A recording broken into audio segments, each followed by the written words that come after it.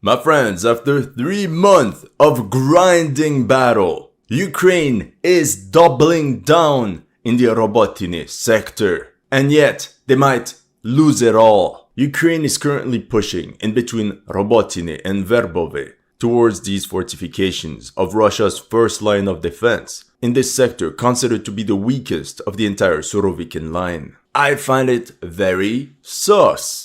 It feels as if the Russians are purposely baiting these Ukrainian assault detachments into a bunch of gullies. It's a trap! I'll be blunt, at this point I think that the Ukrainian command knows that their offensive has failed. Especially since the Ukrainian offensive in the Robotyne sector seems to have come to a halt.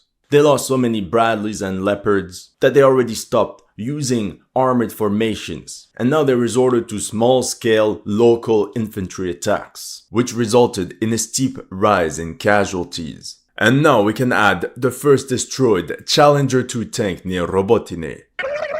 French newspaper Le Point went to the front and interviewed a Ukrainian soldier that was wounded near Robotyne. He said, "We are pushing forward, but despite our caution, we are recording heavy losses.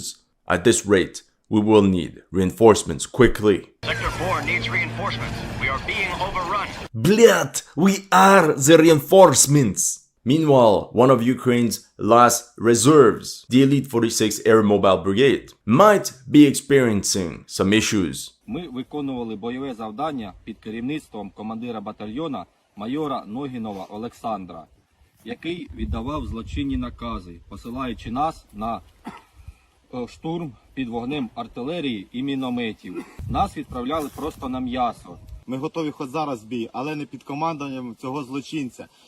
Така думка, що він працює на Росію. Слава Україні! Героям слава! While Ukraine is exhausting its last reserves, Russia has only just begun the transfer of reinforcements from other parts of the front. The Telegraph even wrote, Russia sends its elite troops as Ukrainian counteroffensive gathers pace, like the infamous VDV, the Russian paratrooper regiments. Either the arrival of these elite paratrooper units means they're there to plug the gaps, consolidate already existing positions, and relieve tired frontline units, or they have been deployed there to launch a counterattack, either to retake lost positions like Robotyne or worse. As Ukraine penetrates deeper and deeper, it seems they have forgotten the importance of girth, because it opens them to a flanking maneuver. In this case, the Ukrainians would be trapped, like the Roman legions at the Battle of Cannae. Theoretically, from their bases in Kopani, the Russians could launch an offensive towards Orikhiv, which is the entire logistical base of this Ukrainian offensive. If the Russians are actually planning a counteroffensive, potentially the Ukrainians would have to abandon all their latest gains and pull back to avoid their best units to be encircled. And you can imagine what would be the impact of such a move on our beloved Ukrainskaya Armia.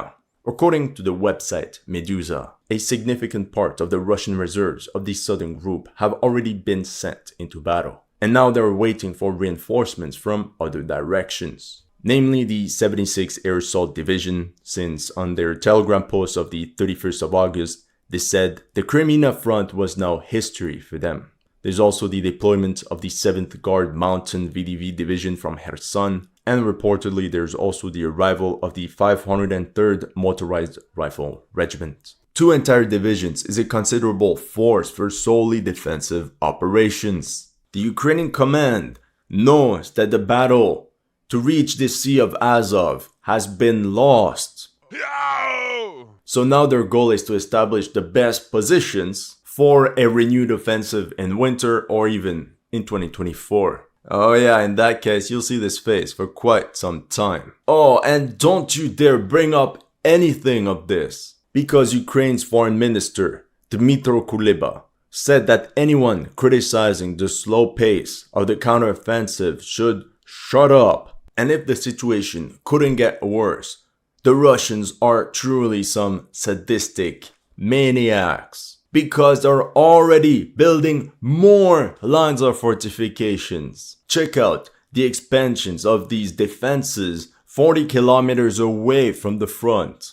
Or what about those north of Polohi? And those are only the ones we can see using satellite imagery. It doesn't take into account all the ones that the Russians have hidden in tree lines, like they have done in the past 3 months. This Polish foreign volunteer revealed to newspaper Wiadomości the Russians have very good engineered troops. The defense system was built by construction companies. It wasn't the peasant who waved the shovel around to build the trench. Companies came, poured concrete, and made fortifications in the style of the Maginot Line. And there are 3 or 4 of these lines. Of course, the Ukrainians are trying to halt this process by launching their own drones at these Russian engineering units. But let's go back to Robotine for 2 seconds, because this is the centerfold of the current battle. Here's a picture of the village of Robotine that Ukraine has been fighting for so hard in the past few weeks. In my last video, I said that the fall of the village would happen for sure at some point. And 2 days later, Ukrainians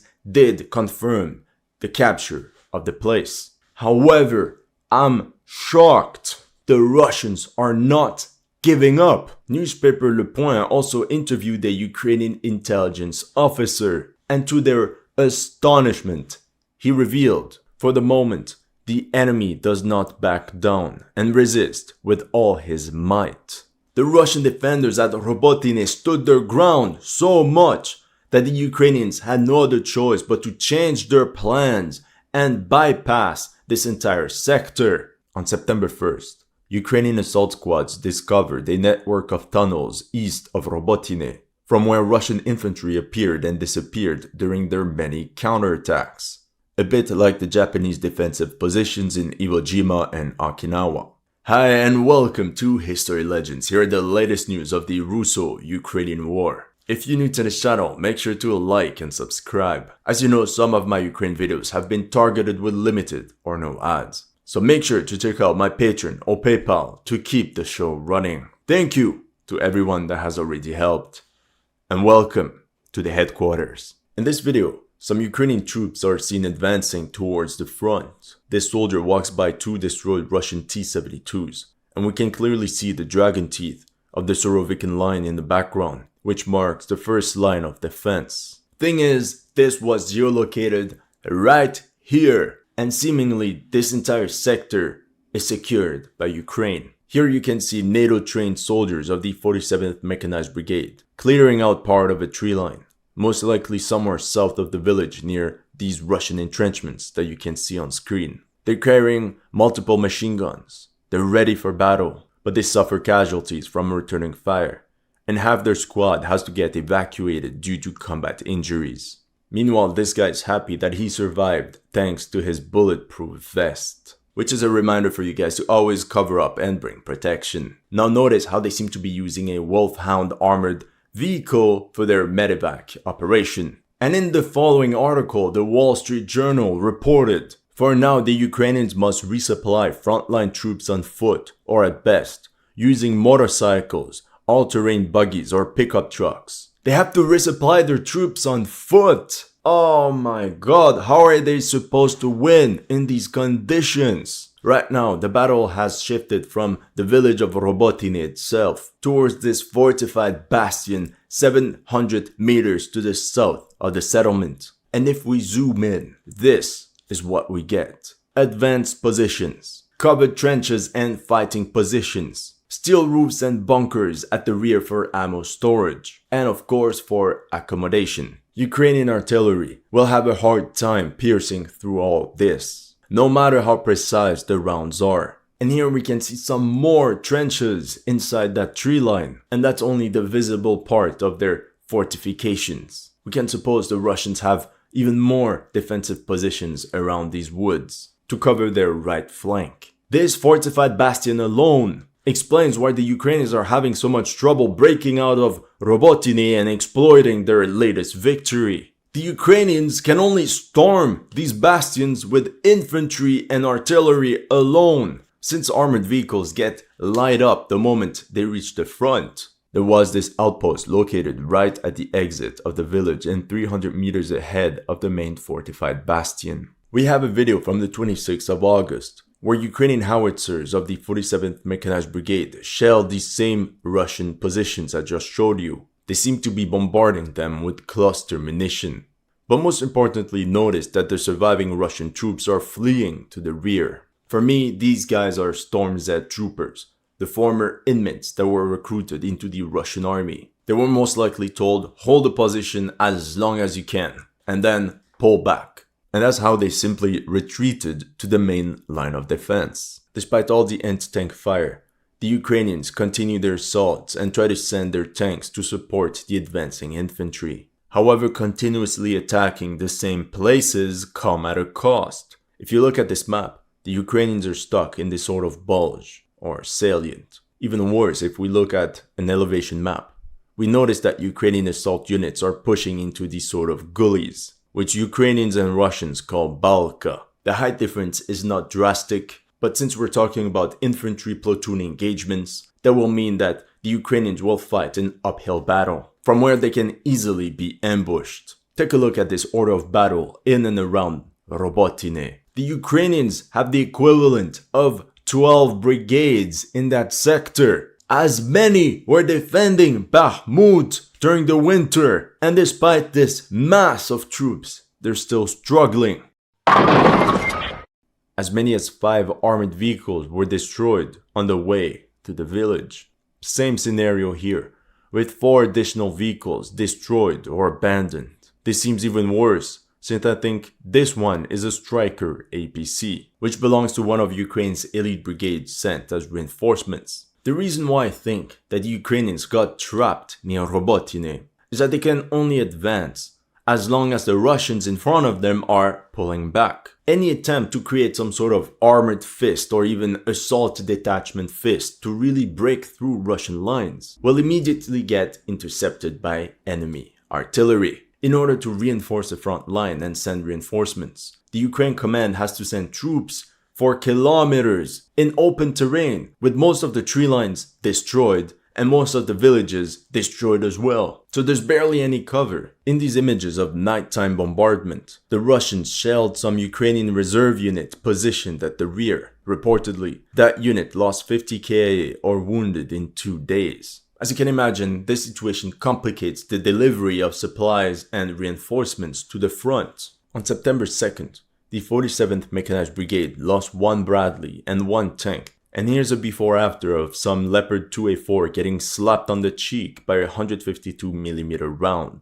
3 days earlier, on the 31st of August, you can see 2 of the Bradleys that were damaged and then fully destroyed near the village of Robotine. There have been so many confirmed losses of this vehicle. Team Oryx is retiring, so the number has not been updated in a while. But at this point, the number of M2A2 Bradleys that were lost in combat are around 70. At the same time, we can't only take into account vehicle losses, because the Russians are laying some pretty sadistic ambushes. This IFV drives into the village. We can recognize an M2A2 Bradley with the TOW missile launcher system stacked on its left side. The Bradley drops a first batch of 6 riflemen. You can see the geolocation of this video on the east side of the village of Robotine. What's cruel is that the Russians didn't immediately fire at them. They stalked them and purposely let the Ukrainians repeat their mistake over and over as they dropped yet another squad right into this trap.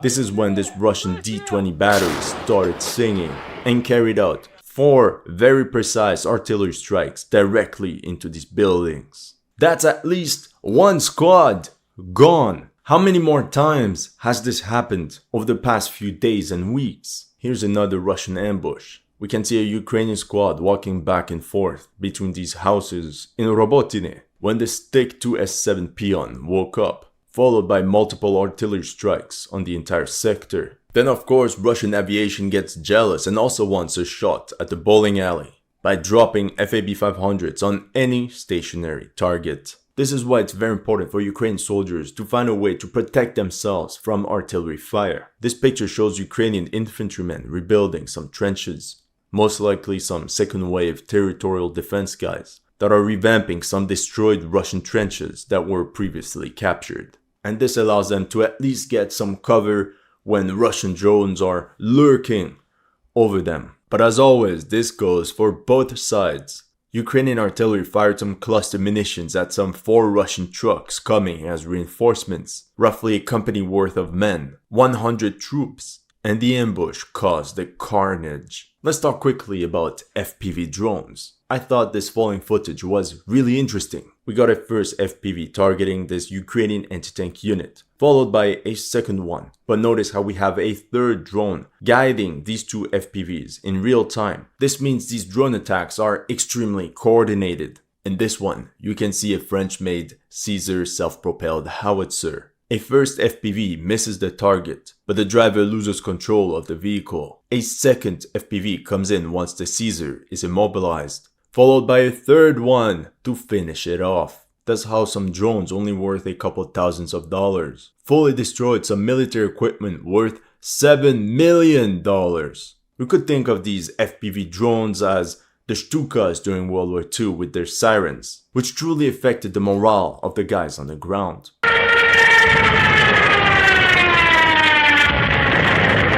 Last video I told you that the Russians seem to have so many drones that they even attack infantry with them now. Well, the theory has been confirmed. The website Lost Armor added another 200 confirmed FPV drone strikes in August alone, compared to 123 in July and 92 in June. 40% of all FPV strikes were carried out in August. It will be very interesting to see the numbers of September to see if this trend continues. And in that case, the Ukrainians better ramp up their electronic warfare capabilities. Now we know that Ukraine can't push too deep because eventually they'll hit a wall. They absolutely need to secure their flanks and expand their breachhead in order to continue their offensive. To this effect, Ukrainian forces are trying to gain control of the villages of Verbove, east of Robotine and Kopani on the west side.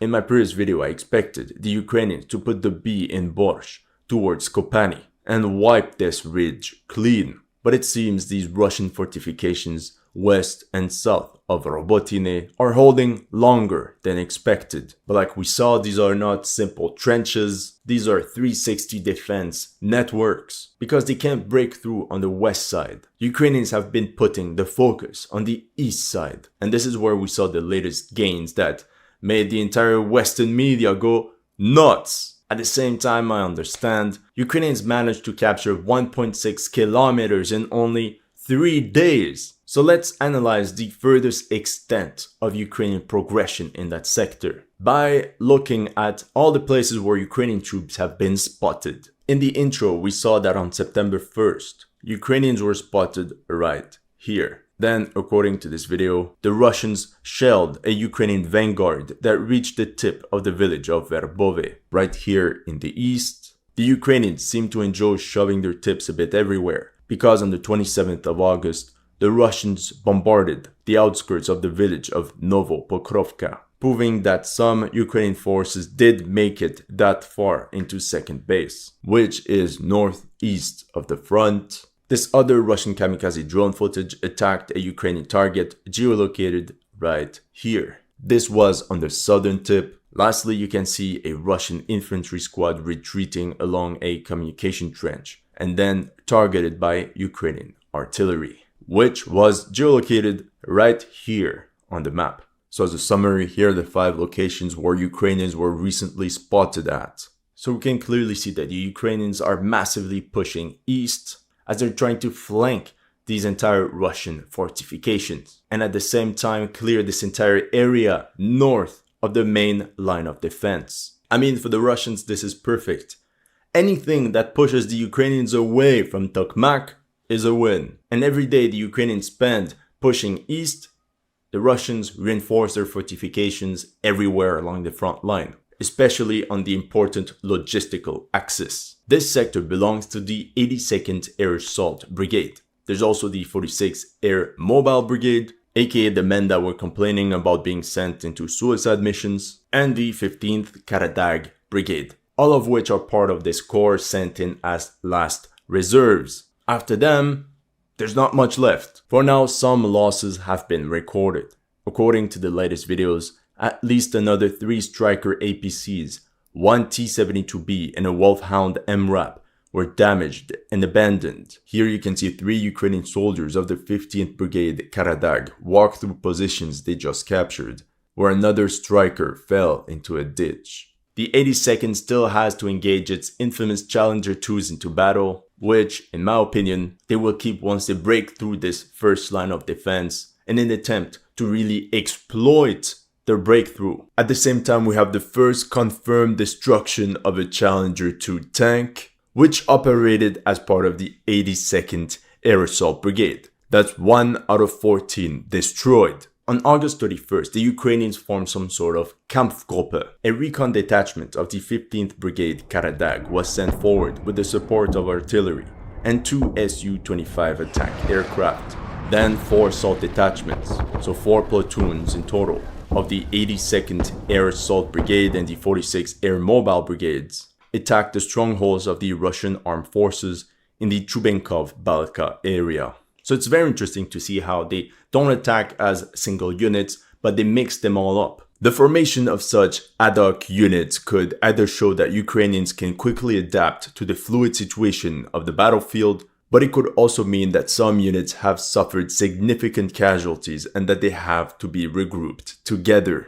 On September 1st, they also tried to attack towards Verbove, but they were repulsed by artillery fire. For example, in this video we can see an assault group of the 82nd targeted by Russian AGS-17 automatic grenade launchers. However, there was something that Russian Telegram was worried about: the increase of Ukrainian fighter aircraft in the sky. On September 1st alone, they noted airstrikes from 10 Su-25-27 and MiG-29 aircraft. This could mean that the Ukrainians finally managed to punch a hole through Russian air defense coverage in this very critical sector. Or it could be a sign of some sort of desperate attempt to achieve a breakthrough by risking pilots and aircraft for close air support missions.